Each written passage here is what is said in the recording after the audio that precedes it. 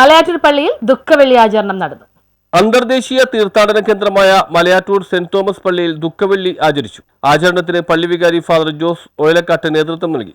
Assistant വികാരി father Nikhil Mulavarickal, കൈക്കാരന്മാരായ Joy Muttanthottil, Louis Payyappilly, publicity കൺവീനറും ഗ്രാമപഞ്ചായത്ത് അംഗവുമായ സേവ്യർ വടക്കുംചേരിയും നേതൃത്വം നൽകി.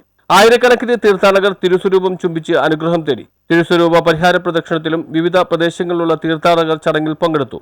ഫാദർ ഡിബിൻ കരിങ്ങൻ മുഖ്യ കാർമ്മികത്വം വഹിച്ചു. ഫാദർ സുമൻ ഉഴന്നാലിൽ പീഠാനുഭവ സന്ദേശം നൽകി.